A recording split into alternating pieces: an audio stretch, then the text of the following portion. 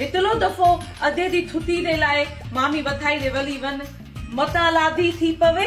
अम्मा जंहिंजो हक़ आहे उन खे ई कोन थो मिले। मां हिन जी ॻाल्हि भाॼई वसाई सां कई हुयमि पर हुन इनकार करे छॾियो। अम्मा इहो तूं सिधो सौ तूड़ हा ओ इहो थी हाणे तोखे पंहिंजे बासात सां मिठी करणी मां हेॾे सारे बादी बिल्डर लाइ तोखे इहा बाकस जेतिरी बचुल वठणी जेकॾहिं मुंहिंजी दयाणीअ सां दादी हा न थी न त पोइ मां असुल दादी ओ इहा न कंदुसि भले मुंहिंजे मथे में आहे दाड़ीअ में आहे अतावाल ओ इहे पइजी वञनि।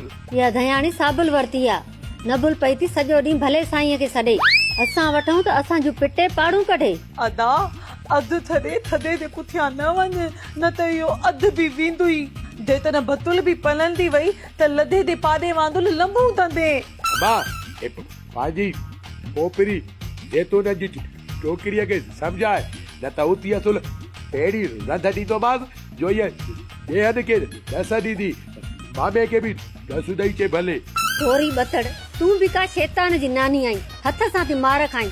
हल हाणे घर जो कमकार कर। अम्मा तू मुदे थिर दी ठाइण आई बाती ही तू दो थे दादो दडह दो दाडो वनी पेंदो तम पाण करे पोपली तेंदी नोतल नाए अतीना पोपली आया ददब दी थोतली पोपली ले तो थे तेल मानी दो भादन वालो माली दो। भागन वारे जा त वॾा भाग खुलंदा जो तूं हुनखे घाटे में लॻंदी आहे। अम्मा बाक़ी हे चढ़ो जंहिंजी गिटीअ में हिट थियो नी उहो सॼी ज़िंदगी ओ या इहो ई ॻाईंदो वठंदो हसीना छोकिरी आहे दिमाग़ जी छोकिरी आहे उहो हिनखे जेको माणींदो असुल सफ़ा चंडो दिमाग़ो माणींदो। पोपरी दी त तेंदे फितूरी तोने पोपरी तो हिन घर में थदूरी तोने अम्मा भी हिन था पालू ता नान मलवान वो आहे न तू बि चए तू आ